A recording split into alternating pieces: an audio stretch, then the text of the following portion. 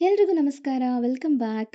ಇವತ್ತು ಈ ವಿಡಿಯೋದಲ್ಲಿ ಮನೆಯಲ್ಲೇ ಬಿರಿಯಾನಿ ಮಸಾಲ ಪೌಡರ್‌ನ ರೆಡಿ ಮಾಡಿಟ್ಕೊಂಡು, ಈಸಿಯಾಗಿ, ಕ್ವಿಕ್ಕಾಗಿ ಚಿಕನ್ ಬಿರಿಯಾನಿ ಮಾಡೋದು ಹೇಗೆ ಅಂತ ನೋಡೋಣ. ಮೊದಲಿಗೆ ನಾನಿಲ್ಲಿ 500 ಗ್ರಾಂ ಚಿಕನ್ ತಗೊಂಡಿದ್ದೀನಿ. ಅಂದರೆ ಅರ್ಧ ಕೆಜಿ ಚಿಕನ್‌ಗೆ 2 ಕಪ್ ಬಾಸುಮತಿ ರೈಸ್‌ನ ಇಟ್ಕೊಂಡಿದ್ದೀನಿ. ಸೊ ಹಾಗಾಗಿ ಈ ಮೆಷರ್‌ಮೆಂಟ್‌ಗೆ ಎಷ್ಟು ಬಿರಿಯಾನಿ ಪೌಡರ್ ಬೇಕೋ ಅಷ್ಟನ್ನು ಮಾತ್ರ ರೆಡಿ ಮಾಡಿಟ್ಕೊಳ್ತಾ ಇದ್ದೀನಿ. ಈ ಸೈಜಲ್ಲಿ ಚಕ್ಕೆ 3, 6ರಿಂದ 7 ಲವಂಗ, 5 ಏಲಕ್ಕಿ, 2 ನಕ್ಷತ್ರದ ಹೂ, ಅರ್ಧ ಟೀ ಸ್ಪೂನ್ ಜೀರಿಗೆ, ಅರ್ಧ ಟೀ ಸ್ಪೂನ್ ಮೆಣಸು, ಅರ್ಧ ಟೀ ಸ್ಪೂನ್ ಸೋಂಪು ಕಾಳು. ಇದಿಷ್ಟನ್ನು ಹಾಕ್ಕೊಂಡು ರುಬ್ಕೊಳ್ಬೇಕು. ಇದಿಷ್ಟನ್ನು ಹಾಕೊಂಡು ರುಬ್ಕೊಳ್ಳೋದ್ರಿಂದ ಸಿಂಪಲ್ಲಾಗಿ ಬಿರಿಯಾನಿ ಮಸಾಲ ಪೌಡರ್ನ ಮನೇಲೇ ರೆಡಿ ಮಾಡ್ಕೊಳ್ಬಹುದು ಈ ಥರ. ಸೊ ಅದಾದಮೇಲೆ ಅರ್ಧ ಕೆಜಿ ಚಿಕನ್ಗೆ 2 ಸ್ಪೂನ್ ಶುಂಠಿ ಬೆಳ್ಳುಳ್ಳಿ ಪೇಸ್ಟನ್ನು ಹಾಕ್ಕೊಂಡು ರುಬ್ಬಿಟ್ಕೊಂಡಿರುವಂತಹ ಬಿರಿಯಾನಿ ಪೌಡರ್, 2 ಸ್ಪೂನ್ ಮೊಸರು, ಹಾಗೆ ಸ್ವಲ್ಪ ಅರಿಶಿನ ಪುಡಿ, 1 ಸ್ಪೂನ್ ಧನಿಯಾ ಪುಡಿ, 1 ಸ್ಪೂನ್ ಅಚ್ಕಾರದ ಪುಡಿ, ರುಚಿಗೆ ತಕ್ಕಷ್ಟು ಉಪ್ಪು, ಅರ್ಧ ಹೋಳು ನಿಂಬೆ ರಸನ ಹಾಕ್ಕೊಳ್ತಾ ಇದ್ದೀನಿ. ನಿಮ್ಗೆ ಏನಾದರೂ ಖಾರ ಸ್ವಲ್ಪ ಜಾಸ್ತಿ ಬೇಕು ಅಂತ ಇದ್ದರೆ ಈ ಸ್ಟೇಜಲ್ಲೇ ಸ್ವಲ್ಪ ಖಾರನ ಅಂದರೆ ಅಚ್ಕಾರದ ಪುಡಿನ ಇನ್ನೊಂದು ಸ್ವಲ್ಪ ಆ್ಯಡ್ ಮಾಡ್ಕೊಳ್ಳಿ. ಈ ಥರ ನೀಟಾಗಿ ಮಿಕ್ಸ್ ಮಾಡಿ 30ರಿಂದ 40 ನಿಮಿಷ ನೆನೆಯೋದಕ್ಕೆ ಬಿಡಬೇಕು. ಅಂದರೆ ಮ್ಯಾರಿನೇಟ್ ಆಗೋದಕ್ಕೆ ಬಿಡಬೇಕು ಚಿಕನ್ನ. ಬಿರಿಯಾನಿ ಅಂದರೆ ಈ ಥರ ಮ್ಯಾರಿನೇಟ್ ಮಾಡ್ಕೊಳ್ಳೋದು ಇಂಪಾರ್ಟೆಂಟು. ಅದಾದಮೇಲೆ ಈ ಕಪ್ಪಲ್ಲಿ 2 ಕಪ್ ಬಾಸುಮತಿ ರೈಸ್ನ ತೊಗೊಂಡು ಚೆನ್ನಾಗಿ ತೊಳೆದು 30 ನಿಮಿಷ ನೆನೆಯೋದಕ್ಕೆ ಇಡಬೇಕು. ಅದಾದಮೇಲೆ ಬಿರಿಯಾನಿ ಮಾಡೋದಕ್ಕೆ ಏನೇನು ಐಟಮ್ ಬೇಕು ಅಂತ ನೋಡ್ಕೊಂಡು ಬರೋಣ. ಬಿರಿಯಾನಿ ಸ್ಪೈಸಸ್ನ ಎತ್ತಿಟ್ಟಿದ್ದೀನಿ. ಹಾಗೆ 2 ಈರುಳ್ಳಿನ ಸಣ್ಣದಾಗಿ ಕಟ್ ಮಾಡಿ ಇಟ್ಕೊಂಡಿದ್ದೀನಿ.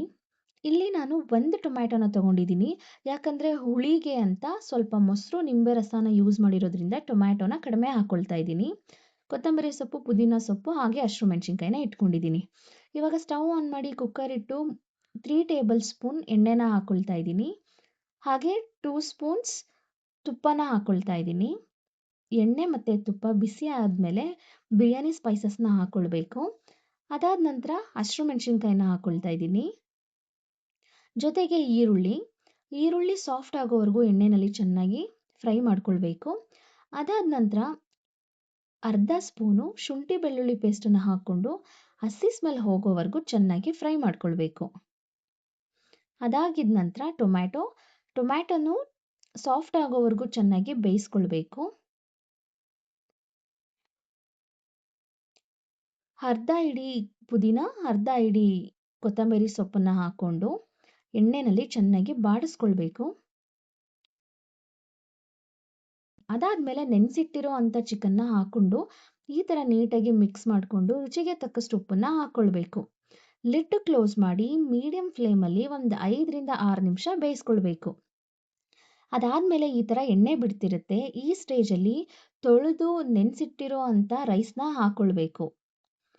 ಈ ಕಪ್ಪಲ್ಲಿ ನಾನು 2 ಕಪ್ ರೈಸ್ ತೊಗೊಂಡಿರೋದ್ರಿಂದ 3 ಕಪ್ ನೀರನ್ನ ಹಾಕ್ಕೊಳ್ತಾ ಇದ್ದೀನಿ.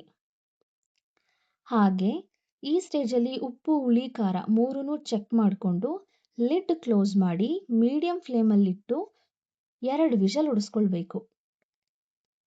ಸೊ ಇವಾಗ ನೀವು ನೋಡ್ತಾ ಇದ್ದೀರಾ ಬಿರಿಯಾನಿ ಎಷ್ಟು ಚೆನ್ನಾಗಾಗಿದೆ ಅಂತ. ಪೀಸಸ್ಸು ಅಷ್ಟೇ ತುಂಬ ಜ್ಯೂಸಿಯಾಗಿ ಟೇಸ್ಟ್ಫುಲ್ ಆಗಿದೆ. ಬಿರಿಯಾನಿ ರೈಸಸ್ ಅಂತೂ ಮನೆ ತುಂಬ ಘಮ ಘಮ ಅಂತಿದೆ, ಅಷ್ಟು ಚೆನ್ನಾಗಿರುತ್ತೆ. ಸೊ ನನಗೆ ಅವಾಗ ಅನಿಸಿದ್ದು ಒಂದೇ, ಎಲ್ಲೆಲ್ಲೋ ಹೊರ್ಗಡೆ ಬಿರಿಯಾನಿ ಪೌಡರ್ಸ್ನ ತೊಗೊಳ್ಳೋ ಬದಲು ಮನೇಲೇ ಈ ರೀತಿ ಬಿರಿಯಾನಿ ಪೌಡರ್ಸ್ನ ಮಾಡಿಕೊಂಡು ನಮ್ಗೆ ಯಾವಾಗ ಬೇಕೋ ಆವಾಗ ಮನೇಲೇ ಹೆಲ್ದಿಯಾಗಿ ಬಿರಿಯಾನಿನ ಮಾಡ್ಕೊಳ್ಬಹುದು ಅಂತ.